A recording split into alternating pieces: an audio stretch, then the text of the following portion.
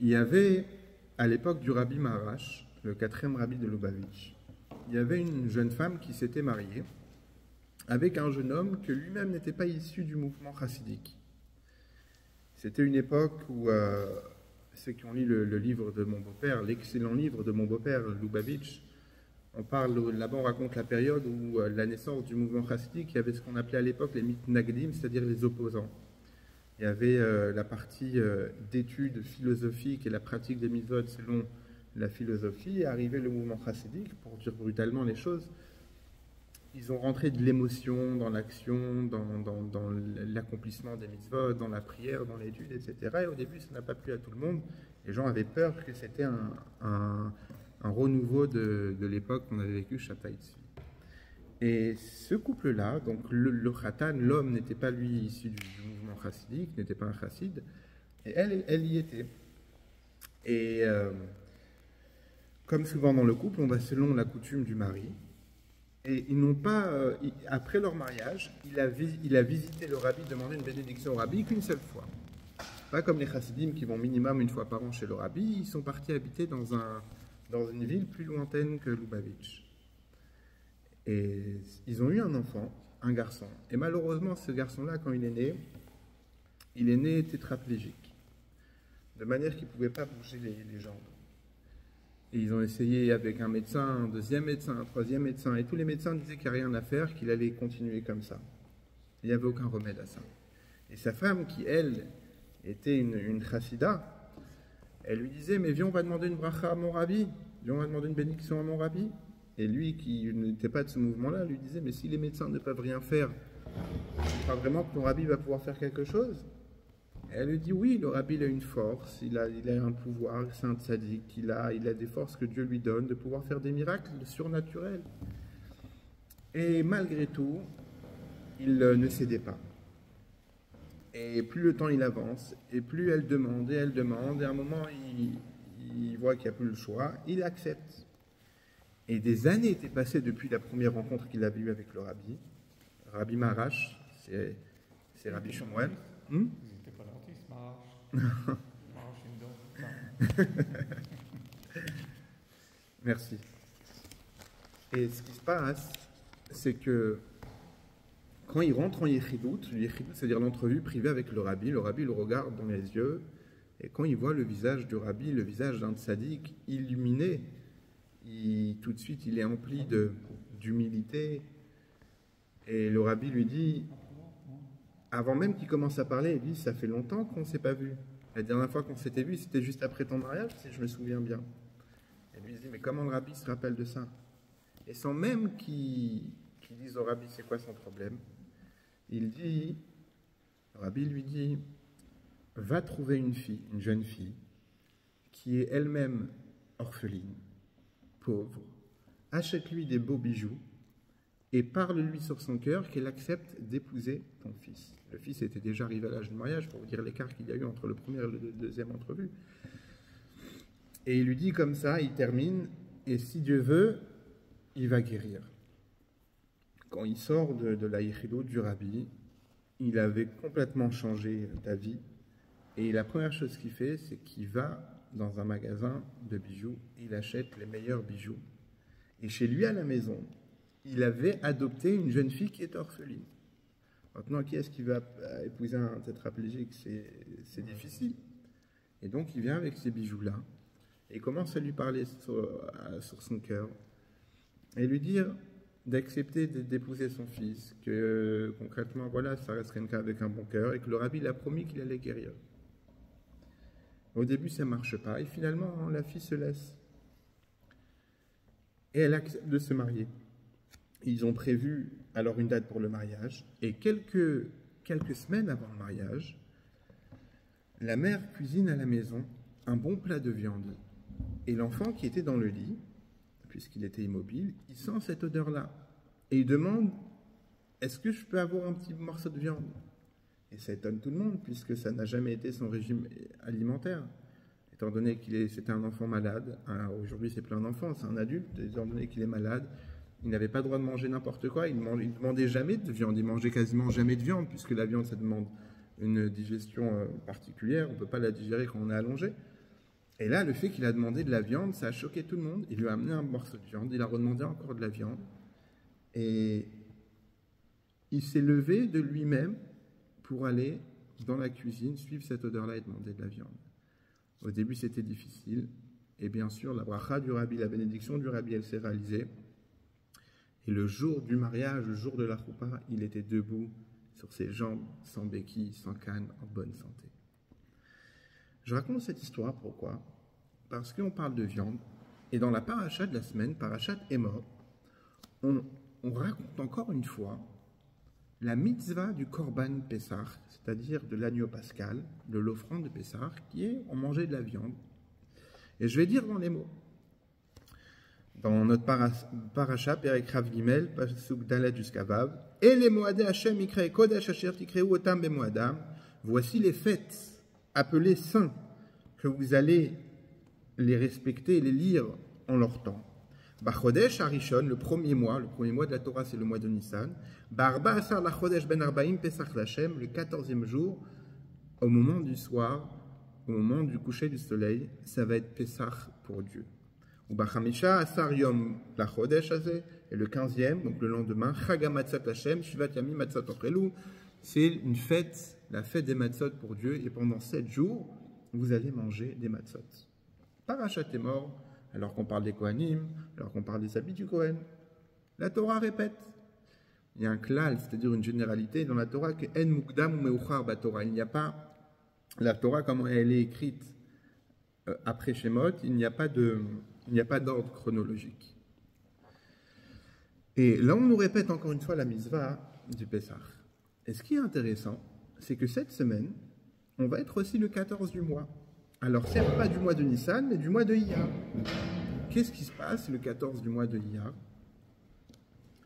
Le 14 du mois de Iyar, c'est ce qu'on appelle Pesach Sheni, le deuxième Pesach. Qu'est-ce que ce deuxième Pesach? On connaît tous Pesach.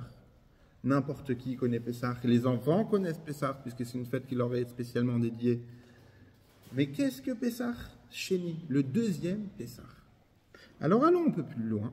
Ça se passe dans Sefer Bamidbar. Il est écrit comme ça. Vayehi, anashim asher yutmeim lenefesh adam velo yachlu lasot hapesach bayom hahu. Et il se fut des gens qui étaient impurs parmi les peuples juifs, et que puisqu'ils étaient impurs, ils n'ont pas pu faire le korban Pessah en temps et en heure. Un korban, une offrande, quand on l'a fait, il faut être pur. De la même manière, quand on va offrir un cadeau à une personne, à quelqu'un d'important, on ne va pas débarquer en jogging. On va mettre un beau costume, on va se soigner avant, on va se doucher avant. C'est la même chose qu'on amène un korban à Hachem, qu'on amène un korban à Dieu. On doit être pur. Qu'est-ce que c'est pur? Pur, c'est ne pas être impur. Qu'est-ce que c'est être impur? On va le voir juste après. En tous les cas, il n'y a pas besoin, ça s'ouvre à la main. Ça s'ouvre à la main, ça s'ouvre à la main, tu t'es dit. Et donc, restons dans le pasuk. Vaikrevu lifne Moshe, il y avait des hommes que eux-mêmes étaient impurs. Je rentrerai après, merci. Vaikrevu lifne Moshe ve lifne Aaron, ils se sont approchés devant Moshe et Aaron, Bayom Haou ce jour-là.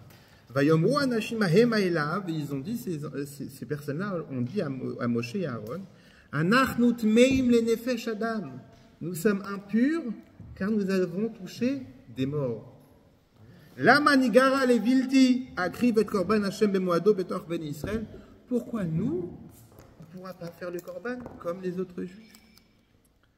De quoi ici on parle? On parle des gens qui ont eu un contact avec les morts. On va rentrer après, on va ramener une Gemara, Masechet Sukkah, d'Afraf, qui là-bas va détailler comment ces personnes-là étaient impures. Et eux, ils arrivent chez Moshe, et ils disent à Moshe et à Aaron, on est impurs, et on veut apporter le korban Pessah. On veut apporter en offrande dans le tabernacle, le Mishkan, aussi le korban Pessah avec tout le monde. Mais on ne peut pas, on est impur. La manigara, pourquoi on doit être moins bien que les autres? Pourquoi on ne peut pas participer avec les autres pour offrir ce korban-là? Et qu'est-ce qui se passe? Va yomer aleem Moshe, Moshe leur répond, Imdu veshma ma'etzave Hashem lachem, ne bougez pas, restez ici, tenez-vous, et je vais écouter qu'est-ce que Dieu m'ordonne. Parce que leur question, elle est très bonne. Et là, à ce moment-là, Hachem, il dit, Vaïdaber Hachem el Moshe les morts. Dieu parle à mon Hachem en disant, Daber el ben Israël les morts, ish ish ki yetam el nefesh oveder echoka lachem le dorotechem, vasam pesach lachem, bachodesh shini barba asar, yom ben arbaim yasu oto al matzat umurim yochlu. Lo yashiru menu ad boker vetsem lishberuvo, kecholchu kot pesach yasu oto. Et Dieu répond, parle aux enfants d'Israël. Et le deuxième mois, le premier mois de la Torah c'est Nissan, le deuxième mois c'est Iyar dans lequel on se trouve, le 14 de ce deuxième mois, un mois pile après Pessah, Ben Arbaïm, vers le soir, vous allez faire encore une fois le Korban Pessah pour tout celui qui était impur ou bien qui était dans un chemin lointain, qui n'a pas pu arriver à l'heure pour Pessah au Beth Amikdash. Lui, il pourra, ou eux, ils pourront se rattraper et faire le Korban Pessah un mois après.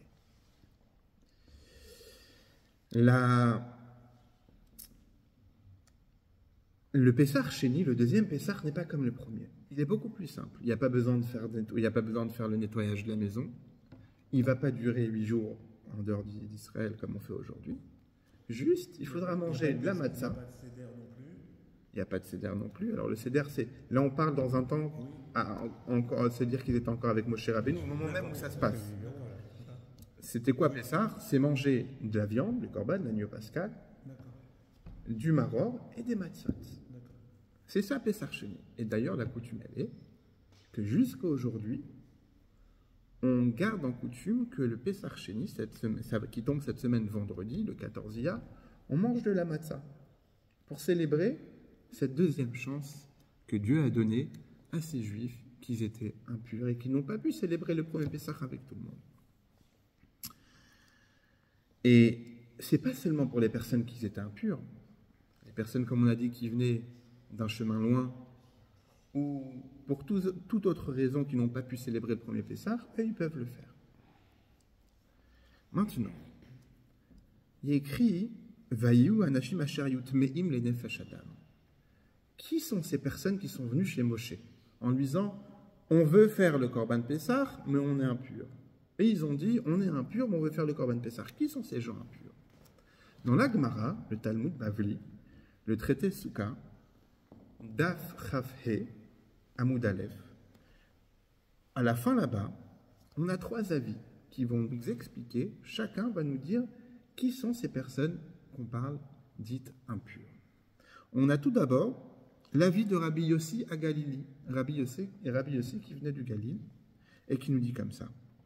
Ces personnes-là, en réalité, cette histoire-là, elle se passe la deuxième année. C'est-à-dire, il y a eu le premier Pessah sorti d'Égypte, et là, on est dans la deuxième année après la sortie d'Égypte. Donc, on est dans le deuxième célébration de Pessah. Ces personnes-là, Rabbi Yossi à Galilée nous dit qui sont-elles? Ce sont Nosé Brit Yosef, Aaron Brit Yosef. Ce sont ceux qui portaient le cercueil de Yosef. De quoi on parle? Revenons quelque temps en arrière. On connaît tous l'histoire de Joseph, appelé le prince d'Égypte, vice-roi d'Égypte. Yosef a été vendu par ses frères et il est arrivé jusqu'en Égypte. En Égypte, il est maître, il est majordome dans la maison de Potiphar. Finalement, il y a une histoire, il se fait jeter en prison. De la prison, il devient interprète des rêves. Devenant interprète des rêves, il réussit à interpréter le rêve de Pharaon. Il devient, Pharaon le nomme vice-roi d'Égypte. Il y a la famine dans le monde entier, sauf en Égypte, grâce à Yosef. Les frères de Yosef descendent en Égypte pour s'approvisionner. Et finalement, Yaakov aussi. Et les Juifs restent en Égypte. Et de là commence l'exil de l'Égypte, où ils vont rester là-bas pendant 210 ans. Mais Yosef, il a vécu, si je ne me trompe pas, 110 ans. Alors qu'il est sur son lit d'agonie, il demande à ses enfants, et il leur dit, jurez-moi, faites-moi un serment, que vous allez emporter mes ossements avec vous quand vous allez quitter l'Égypte, quand la galoute, quand l'exil sera terminé. Yosef sait qu'il va avoir l'exil, parce que ça a été déjà prédit et prophétisé à Abraham quelques générations avant. Et Yosef sait que son corps va être en Égypte. Et il demande à ses frères, je veux que vous alliez emporter mon corps avec vous au moment de la sortie d'Égypte. Les années passent. Arrive l'annonce de la sortie d'Égypte. Les Juifs sortent de manière très rapidement, de manière soudaine. Bivhil ou Yatsu Avotenu Mitzrayim, ils sont sortis avec, comment dire, avec hâte et richesse, mais surtout avec hâte, avec rapidité, et qu'ils n'ont même pas eu le temps de donner à la pâte le temps de monter. Qu'est-ce qui se passe? Pendant toute ce vacarme-là, Moshe, il se rappelle d'une chose. Il dit, on a juré à Yosef qu'on allait emporter ses ossements avec lui. Mais Moshe ne sait pas, ils sont où. Il y a une seule personne qui peut savoir où sont ces ossements-là. C'est qui? Hachem, très bien. Mais Hachem, on interpelle, quelqu'un comme Moshe demande, il va interpeller et demander l'aide de Dieu quand il ne peut pas avoir d'abord l'aide sur terre. Oui, oui. On n'interpelle pas Dieu, on ne demande pas l'aide à Dieu. D'abord, il faut toujours passer par les voies naturelles. Et c'est ce qui fait Moshe. Il dit, il y a une personne ici qui a vécu depuis Yosef. C'est qui? Sérach bat Hacher. Sérach, la fille de Hacher. Qui était Sérach? Qu'est-ce qu'elle avait de particulier? Pourquoi elle vivait encore? Sérach, c'est elle qui est partie annoncer à Jacob, que son fils Yosef était encore vivant. Yaakov, il était âgé. Yaakov pensait que son fils, durant 22 ans, il était mort. Il était dévoré par une bête sauvage, comme ses fils lui avaient dit. Et maintenant, il faut lui annoncer la nouvelle que Yosef, il est vivant. Mais un homme âgé comme Yaakov risque de prendre un choc en apprenant cette nouvelle-là. Et qui sait, il suffit qu'il soit un peu cardiaque, il peut en mourir. Donc, Sérach, elle avait une belle voix. Elle jouait, selon un midrash, de la harpe ou du violon. Et elle, en chantant, elle s'est mise à côté de la fenêtre où habitait Yaakov. Et en chantant et en jouant un instrument musical, elle a annoncé à Yaakov que son fils Yosef, il était toujours vivant. Et quand vous entendez un chant, vous êtes amis, vous dites, est-ce que c'est un chant d'espoir, est-ce que c'est un chant véridique? Mais le fait de l'entendre dans un chant, déjà l'idée, elle commence à rentrer, on ne l'entend pas de manière... Et puisque c'est elle qui a annoncé, qui a eu le mérite d'annoncer ça à Yaakov, Yaakov l'a béni. Il lui a donné une bénédiction de vivre éternellement. Sauf qu'après la sortie d'Égypte, elle a prié à Hachem pour quitter ce monde-là parce que c'était trop. Et elle a vécu depuis tout ce temps-là. Et elle sait, Moshe, il sait qu'elle, c'est la plus ancienne, c'est la doyenne du peuple juif. On avait fait un cours sur Yocheved, la fille de la mère de Moshe, que c'était elle la seule qui a vécu avant, qui était morte juste à la frontière. Mais elle, Moshe sait sur elle qu'elle sait exactement où se cache le tombeau, le cercueil de Yosef. Elle va le voir. Et qu'est-ce qu'elle lui dit? Elle lui dit, les Égyptiens ont pris le cercueil, ils en ont fait un cercueil en métal, ils l'ont jeté dans le Nil pour que Yosef bénisse le Nil. C'est une bénédiction inouïe. Et c'est la même raison pourquoi Yaakov ne voulait pas être enterré en Égypte. Parce que si Yaakov allait rester en Égypte, il allait être vénéré par tous les Égyptiens et ils allaient en faire une idolâtrie. Ça, c'est la Torah qui nous le dit. Il y a plus de 3000 ans. Et jusqu'à aujourd'hui, qu'est-ce qu'on voit dans des découvertes? On découvre un nouveau sarcophage égyptien. Pourquoi? Parce que la culture des Égyptiens, c'était la culture des morts, de vénérer les morts, les embaumer, etc. Et la Torah nous raconte cette histoire il y a plus de 3000 ans que Yaakov dit « Attention, je ne veux pas être enterré en Égypte, sinon ils vont faire de moi de l'idolâtrie, je vais être enterré en Israël. » Les scientifiques qui s'inspirent justement de la Torah. Alors, s'inspirer, c'est le livre le plus ancien. Le livre le plus ancien, donc bien sûr que les archéologues, jusqu'à aujourd'hui en Israël encore, ils ont trouvé quelque chose. Tout le monde va s'inspirer des livres les plus anciens qu'on a. Et le plus ancien qu'on a, c'est la Torah. C'est ça. Et ce qui se passe, c'est qu'elle lui dit, le corps de Yosef est dans un cercueil en métal et il est dans le Nil. Moshe s'approche du Nil et il dit, à Yosef, Yosef, on va partir, tu nous as demandé d'accomplir, tu nous as fait jurer, on va partir, maintenant il faut que tu remontes. Et si tu ne remontes pas, ça ne serait pas de notre faute, ce n'est pas nous qui avons, négligé le serment, il faut que tu montes. Et il y a même un midrash qui dit qu'il a pris une planche de bois et qu'il a gravé là-dessus « Allez, Shor », monte taureau. Taureau, c'est le symbole de Yosef. Et d'ailleurs, c'est avec cette même planche-là qu'ils ont fait le veau d'or après. Il a pris cette planche, il l'a jetée dans l'eau, et donc le cercueil de Yosef qui est en métal, il l'a monté, et il fallait porter ce cercueil-là. Le problème, c'est que quand vous portez un mort, on sait tous qu'on devient impur. Le mort, c'est avi avot atuma, c'est-à-dire, dans l'impureté, il y a plusieurs niveaux. Il y a plusieurs degrés. Le degré le plus haut, c'est toucher un mort. Et Rabbi Yossi à Galilée, pour revenir à notre paracha, enfin le Pessar Sheni, il nous dit, qui sont les gens qui sont venus se plaindre chez Moshe en disant, on est impur? Rabbi Yossi à Galilée nous dit, c'était ceux qui portaient, durant tout le périple des Juifs dans le désert, c'était ceux qui portaient le Aaron, c'est-à-dire le cercueil de Yosef. Et donc eux, ils disent, nous on porte le cercueil de Yosef, parce qu'on a accompli une mitzvah, une choua, on n'a pas le choix, on est impur. Et le temps de se rendre pur, il faut se tremper au mikvé, etc. Et surtout, se rendre pur d'avoir touché un mort, ça se passe avec la cendre de la vache rousse, et faire paradouma. Ça, c'est l'avis de Rabbi Yossi à Galilée. Vient Rabbi Akiva, et il nous donne une autre version. Et il dit quoi? Il dit ici, c'est qui ces gens-là, Nashim Tmeim, des gens impurs?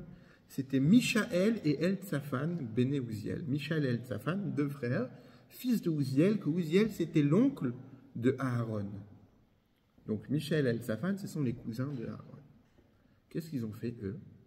Vous vous rappelez que la semaine dernière, on a parlé de Nadav et Avihu, les enfants de Aaron, les deux enfants de Aaron qui sont morts dans le sanctuaire parce qu'ils sont rentrés alors qu'ils n'avaient pas le droit de rentrer là-bas. Maintenant, il y a des morts dans le sanctuaire, c'est impur, il faut les sortir. Qui ont été volontaires pour les sortir? Des gens de la famille. Qui c'est? Mishaël et El-Tsafan. Et ils ont tiré Nadav et Avihu en dehors. Et le fait qu'ils ont touché des morts, ils sont devenus impurs. Et ça s'est passé le 8 Nissan. Et arrive le 14 Nissan, ils sont toujours impurs. Et eux, d'après Rabbi Akiva, c'est eux qui sont partis. Parce que Nadav et Avihu sont morts le 8 Nissan. Et eux, ils sont partis chez Moshe en disant La manigara. Pourquoi on ne peut pas nous faire le Korban Pessah? On est impur. Ça, c'est l'avis de Rabbi Akiva. Et vient Rabbi Yitzhak avec un troisième avis. Il dit tout simplement qui sont les gens qui étaient impurs? Les gens des pompes funèbres, la Chevra Kadisha. Quand vous vivez dans une société où il y a beaucoup de personnes, et là, dans notre cas, en l'occurrence, on parle ici de 600 000 personnes, vous avez des morts tous les jours. Il y a des naissances tous les jours. Il y a des personnes aussi qui meurent, peut-être pas tous les jours. Il faut s'en occuper. Et forcément qu'on va devenir impur en les touchant. Donc, on a trois avis ici de la Gemara qui nous expliquent qui sont ces Vayu Anashim Asherayut Meim les Nefesh Adam, des gens qui étaient impurs parce qu'ils avaient touché Nefesh Adam, c'est-à-dire l'âme d'un homme qui est parti, donc qui est décédé, donc ils sont devenus impurs. Voilà. Ça, c'est pour la petite histoire. Qui sont ces gens-là qui sont venus chez Moshe? Et que Moshe, il a retourné cet ta'ana, cet avis. T'as reçu, toi? Le gâteau. C'est sûr? Non, alors tiens, ça. Non, tiens. C'est pour toi.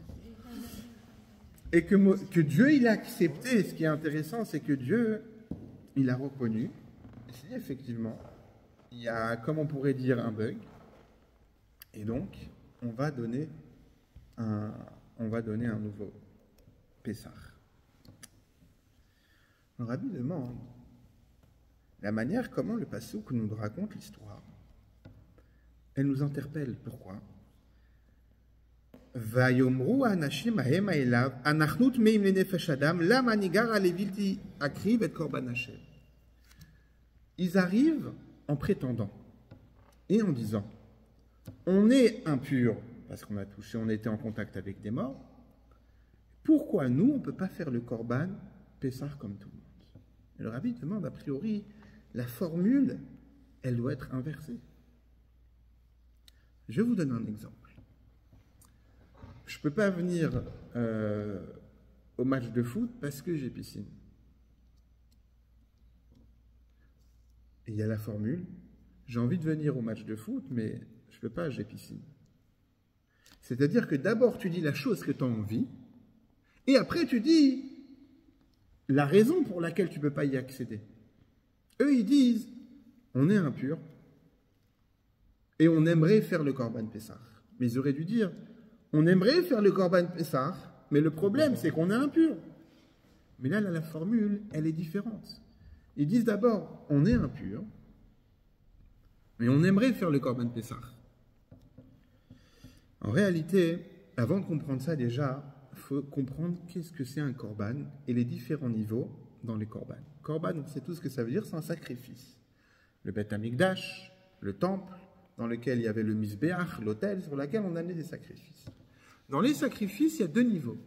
Il y a le Corban Yachid, c'est-à-dire le Corban de la personne singulière, une personne qui a fauté, pour faire expier ses fautes, elle va amener une offrande à Dieu, pour se faire pardonner. Une personne qui a eu une bonne nouvelle, une personne qui a eu un embellissement, une personne qui a eu une naissance, il va amener un Corban Pessah. De lui-même, ça va être son Corban privé. Et ça ne dépend pas du temps, il n'y a pas un moment spécial pour le faire. C'est quand il a envie ou au moment voulu. Ça, c'est le premier niveau. Il y a un autre niveau, ou bien une autre sorte, plutôt une autre catégorie de Corban, ce qu'on appelle le Corban Sibour, le Corban communautaire. Ça veut dire que quoi? C'est un Corban que chacun doit amener, mais qui va être représenté par un représentant, comme les Shabbats. Vous vous rendez compte, si 600 000 Juifs devaient rentrer en même temps dans le temple pour faire leur Corban? Impossible. Donc il y avait ce qu'on appelle des représentants des Netsigim, bien même Netsigim, que eux-mêmes apportaient le Corban pour représenter tout le monde. Mais c'était quelque chose que chacun était obligé de faire. Et vient la troisième catégorie, c'est le Corban Pessah. C'est-à-dire quoi? C'est quelque chose que chaque privé il est obligé de faire. C'est une mitzvah qui était ordonnée à chaque juif de le faire, comme aujourd'hui chaque juif il doit faire Pessah, chaque juif il doit manger la quantité de la matzah shmura le soir de Pessah. Donc c'est un Corban qui est nogué, à se dire qui touche et qui concerne chaque juif. Et d'un autre côté, il est fait en public. Ça veut dire quoi? On doit y dépendre d'un temps. Il faut le faire, comme on a dit, à partir du soir. Le soir du 14, on doit amener ce Corban-là. Et ça, c'est le Corban Pessah. C'est-à-dire, à la fois, tout le monde est obligé de le faire, mais à la fois, il est dépendant d'un temps. Si tu me dis que tout le monde est obligé de le faire, alors, on est tous obligés de le faire, mais on a un certain laps de temps pour le faire. Là, non seulement tout le monde est obligé de le faire, le Corban Pessah, bien sûr, mais il doit être fait le 14 soir. Et en réalité, c'est ça leur ta'ana, c'est-à-dire leur prétexte, ce qu'ils devront voir Moshe Rabbeinu en lui disant, on est impur, mais on veut faire le Corban Pessah. La formule de dire on est d'abord impur, c'est une manière de dire, oui, on ne peut pas le faire, mais d'un autre côté, on nous demande de le faire. Et ils disent comme ça, on vit dans une société où il y a des morts tous les jours. Il faut s'en occuper. Dieu, il a créé un monde, que dans ce monde-là, il n'y a pas des jours, il n'y a pas des trêves. Il n'y a pas une période dans l'année où cette période-là, du premier mois de Nissan, du premier jour de Nissan jusqu'à la fin du jour, il n'y a pas de mort. Non, Dieu, il a créé un monde, que le corps vieillit, et qu'on a une population très grande, et que forcément, il y a des morts tous les jours. Et ils disent à Moshe, et ça, ils disent, voilà, il y a des morts, il y a la Touma, on est obligé d'être en contact avec les morts, il faut s'en occuper. Mais d'un autre côté, Dieu nous demande de faire le Corban Pessah à telle date. Et c'est pour ça que Moshe lui-même, il est bloqué, il ne sait pas répondre, il sait pas quoi répondre, il leur dit, attendez, je vais demander à Dieu. Et Dieu, qui entend ça, il dit, ils ont raison.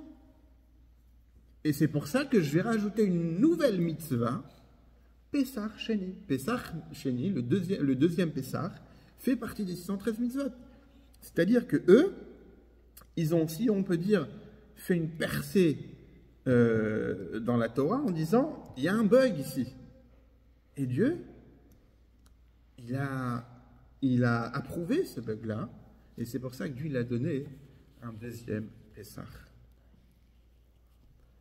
C'est quoi maintenant un enseignement pour nous de tout ça? Pourquoi la Torah nous raconte cette histoire? Pourquoi, de base, quand Dieu il a fait l'ordre du premier Pessah, il aurait pu dire « Et il y aura un deuxième Pessah, un mois après, pour ceux qui n'ont pas pu faire. » Dieu, il est a priori illimité. Dieu, il est illimité. Pas a priori, Dieu, il est illimité, Dieu, il est infini. Tout est Dieu et Dieu est tout.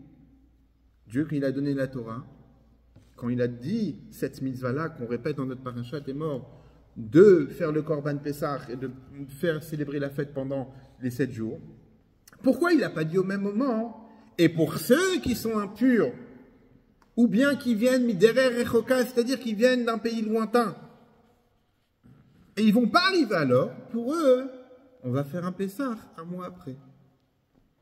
Non, ça ne s'est pas passé comme ça. Ça s'est passé de manière que des Juifs sont venus avec une ta'ana, c'est-à-dire avec un reproche, ou plutôt un prétexte, chez Moshe en lui disant « Moshe, il y a un bug ici. On est obligé d'être impur, et d'un autre côté, on nous demande de faire Korban Pessah. » Et Dieu, qu'est-ce qu'il fait?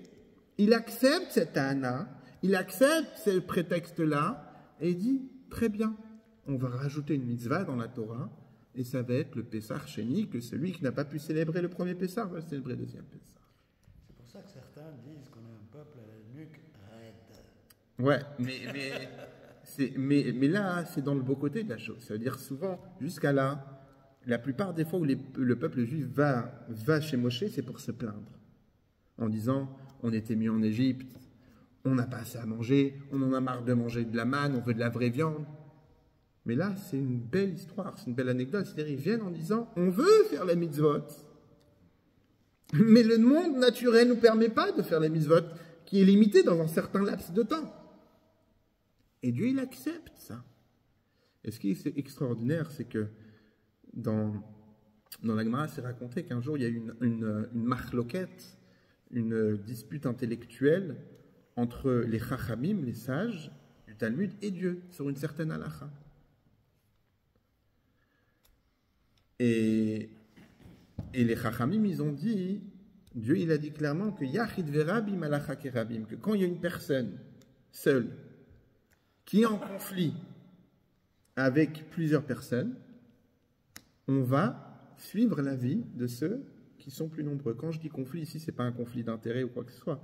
C'est un conflit pour comprendre une halakha de la Torah, une loi de la Torah. Et ça a toujours été comme ça. Rabbi Akiva lui-même, il était en désaccord avec les chachamim. Et quand il est sur certains cas, et avant de mourir, il a dit à ses enfants, moi j'étais singulier, maintenant vous devez écouter les chachamim puisqu'ils sont plus nombreux.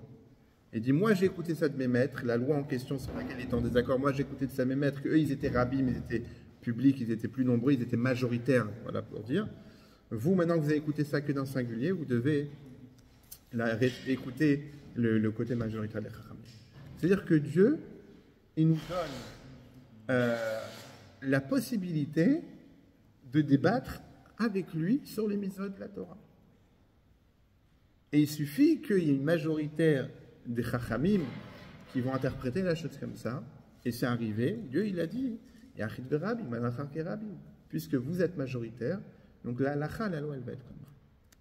Mais le fait que la Torah nous raconte cette histoire, le fait que la Torah nous décrit l'événement du Pessah Sheni sans nous dire directement, il y a le 14 du deuxième mois, c'était le mois de Iyar, selon la Torah, on doit faire Pessah. Est-ce que les 613 de la Torah sont racontés et sont détaillés comme cette mise-là? Non. Pourquoi ici on nous raconte, on va nous détailler l'histoire de la création de ce Pessah Sheni? Et le Rabbi répond en disant que l'enseignement il est pour nous et il est d'actualité. Qu'un juif, il peut venir vers Dieu avec les mêmes ta'anot, c'est-à-dire avec les mêmes prétextes, en disant, Dieu, tu nous demandes d'accomplir la Torah, tu nous demandes d'accomplir les mitzvot, mais d'un autre côté, tu nous as créé avec un corps qui a des capacités limitées. Tu as créé l'espace-temps, c'est-à-dire qu'une journée, elle est composée de 24 heures, et dans ces 24 heures-là, on a besoin de se reposer minimum 6 heures. Mais il peut arriver l'homme en disant, je ne peux pas accomplir toute la Torah. Il y a trop. Tu nous demandes de faire le Shabbat, mais d'un autre côté, tu as fait en sorte que l'homme s'est marié avec une femme et qu'il a des enfants et qu'il doit subvenir aux besoins de sa famille. Et pour ça, il a besoin de travailler. Et donc, qui dit travailler le Shabbat. Et d'un autre côté, il y a le Shabbat. Tu dis que le but du monde, c'est de se marier. Et pourtant, il y a des jeunes filles qui ont du mal à se marier.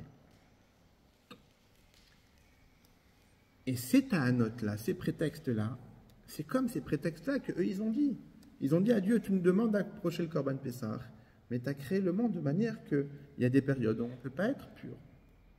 Et le juif, aujourd'hui, il peut avoir les mêmes ta'anot, les mêmes reproches, et les mêmes prétextes, et les mêmes arguments envers Dieu.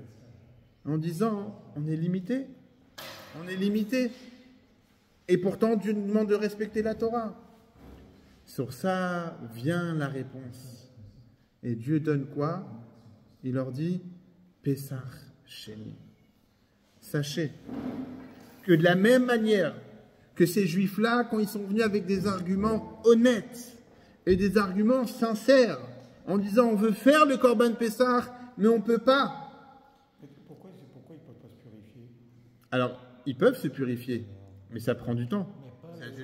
Mais même, mettre mitzvah, ok? On sait que, selon la loi juive, quand on découvre un mort, il faut l'enterrer le plus vite possible. En Israël, on enterre le jour même, voire quelques heures après. Parce que c'est une souffrance pour la neshama de rester autour du corps tant que le corps n'est pas enterré. Donc c'est pour ça qu'on essaye de faire le plus tôt possible. La veille de Pessah, tu as un mort. Le matin même de Pessah, tu as un mort. Tu n'as pas le droit d'attendre. Il n'y a pas une dérogation, comme tu dirais à Kippour, ceux qui sont malades, ils ont le droit de prendre des cachets et de manger. Oui, mais là concrètement, est-ce que toi tu te vois avoir une dérogation, dire de toutes les manières, le plus important c'est de faire le cadeau au président de la République, donc j'y vais même avec un salopette plein de peinture. Non, la dérogation, elle marche pas ici. C'est exactement ce qu'ils disent. Ils disent, tu nous demandes de faire un Korban Pessah et de l'apporter en étant pur, mais d'un autre côté, on est obligé de se rendre impur puisque ce matin il y a eu un mort. Et qui est-ce qui va s'en occuper? On est obligé de l'enterrer vite. Et quand ça se fait qu'Hachem n'a pas intégré ça? Ah, c'est exactement la question qu'on pose. Pourquoi tu n'as pas intégré ça de base? Pourquoi? Parce que ce prétexte-là, ces arguments-là, un juif, il peut l'avoir même aujourd'hui. En disant, Dieu, tu veux qu'on respecte le Shabbat, mais d'un autre côté, on est obligé de travailler puisque tu as fait en sorte que la loi de la nature, c'est d'avoir une famille ou d'avoir des enfants, ou même on doit besoin de se nourrir, on a besoin d'acheter à manger. Et pour manger, il faut acheter, il faut de l'argent. Pour vivre, pour s'habiller, il faut de l'argent, il faut travailler. Et Dieu, qu'est-ce qu'il répond à ça? Qu'est-ce que Dieu y répond à ça? Il dit, de la même manière que leur argument à eux, il a été honnête et sincère, alors on a trouvé une solution pour eux. La même chose. Un juif qu'aujourd'hui, il a cet argument-là en disant, je veux respecter la Torah mitzvot, mais le monde ne me le permet pas, ma vie ne me le permet pas. Dieu lui dit, si vraiment tu veux, sache que tu peux. C'est ça le message de Pessah Sheni. C'est ça le message que Dieu nous dit, je vous donne une deuxième occasion, une deuxième opportunité. Et pour nous, c'est la même chose. Si tu penses que tu ne peux pas, Dieu nous dit, si vraiment tu veux, comme eux, ils ont voulu faire Korban Pessah, mais ils ne pouvaient pas, sache qu'il y a une deuxième chance. Si vraiment tu veux, sache que tu peux. C'est un peu personnel, mais si je vais essayer de généraliser, pour les personnes dont c'est le métier de toucher les morts et de les toucher tous les jours, est-ce que Dieu n'accorde pas une purification d'office Alors, ouais, je comprends parfaitement ta question. Déjà aujourd'hui, le fait même qu'on habite en dehors d'Israël, même si on va au mikvé, même si on veut se purifier, on reste impur. Parce que la purification de tout matmet, c'est-à-dire de celui qui est en contact d'un mort, elle se faisait avec la cendre de la vache rousse, que ça peut se faire uniquement dans le temple, dans le Beth Amikdash, qu'on n'a plus aujourd'hui. Donc aujourd'hui, tous les juifs sont impurs. Et quand il y aura Mashiach, très prochainement, on va tous se purifier. Mais aujourd'hui, d'office, on est impurs. Il y a quel point Ça, je savais pas parce que moi, c'était toujours ami pour moi que les juifs de la diaspora, j'imaginais que du point de vue de Dieu, c'était une bénédiction de diffuser le judaïsme sur terre. C'est une bénédiction d'aller en Israël, mais c'est aussi une bénédiction. Ah, mais bien sûr, Tu vois, bien sûr. C'est une contradiction, je comprends pas trop. Non, mais ça veut dire que le fait qu'on soit en diaspora, ça ne change rien à ça. Mais concrètement, comme tu as dit, c'est une opportunité de diffuser le judaïsme, mais concrètement, on est en exil encore. On est embêté par des ennemis. On a des souffrances. Il y a des malheurs dans le monde. Donc on est toujours en exil. Et la rédemption, le Messie, le Mashiach, la Géoula, la rédemption qu'on attend tous, ça va nous amener cette grande purification-là. Mais le fait qu'on soit aujourd'hui en exil, qu'on n'a pas le temple, on ne peut pas se purifier. Oui, Kippour, quand il y a un. Ouais. On fait comment? On le laisse dans la chambre froide, on ne peut pas l'enterrer le jour de Kippour. Très bonne question. Un mort le jour de Kippour, Voilà. comment est-ce qu'on fait? Donc on appelle Hachem. Parce qu'il y a, moi, ce que je comprends, j'ai eu un décès dans ma famille récemment et on a fait la veillée du corps. Oui, Qui est réglementaire. alors justement, pourquoi on fait la veillée? Quelques heures qui viennent, on enterre. Alors très bien, ben justement, Il y a un délai. pourquoi on fait la veillée? C'est quoi la veillée? C'est qu'on fait des prières. Pourquoi on fait ces prières-là? Étant donné qu'en France, la loi, on ne peut quasiment pas enterrer le même jour, à moins d'antidoter la mort, etc. Mais on n'a pas le droit d'enterrer le même jour en France. Rien que l'administration, déjà, ça prend minimum 24 heures. Concrètement, la neshama, c'est-à-dire l'âme du corps, tant que le corps n'est pas enterré, elle rôde autour du corps et c'est une souffrance pour elle. Parce que sa place de la neshama, elle est soit dans le corps, soit dans le ciel. Et là, elle est entre les deux et c'est une souffrance terrible. Comme être assis entre deux chaises. Comment on sait ça? Attends une seconde. Et pourquoi on fait la veillée? On fait les prières pour justement apaiser la neshama qui n'est pas encore enterrée. T'as compris? C'est la raison pourquoi. C'est pour ça qu'on fait la veillée. En Israël, on ne fait pas de veillée parce qu'on enterre le jour même. Ouais. Si le corps se réveille. Il y a eu très peu de cas, mais il y a eu des cas quand même. Mais c'est arrivé. C'est arrivé. Même. Moi, je l'avais vu, mais j'ai entendu Il les enterre vivants. des gens qui se réveillent sur la table d'autopsie. Exactement. Même quand ils sont On raconte ça, en médecine on raconte ça, mais Il y a eu des cas avec des gens qui sont réveillés en chambre froide. Moi, je connais une personne. quelqu'un était enterré et puis était là, on remarque une heure. on en parle. Sur le mourir, En tout cas, ce qui est sûr, c'est pour rester en note positive et joviale et joyeuse, c'est que quand Mashiach va venir, il y aura Triat Hametim, c'est-à-dire la résurrection des morts. Que tous les morts vont revivre. Dire qu'on est saturé. Là. Qui a dit? C'est les médias qui te disent qu'on est saturé. Hein? Il y a de la nourriture pour tout le monde. Il y a la nourriture pour tout le monde. Il n'y a plus d'eau, il n'y a plus d'eau. Il faut... C'est la vie. Il faut prier à Dieu. Il y a un jour, il y avait une personne qui était très malade.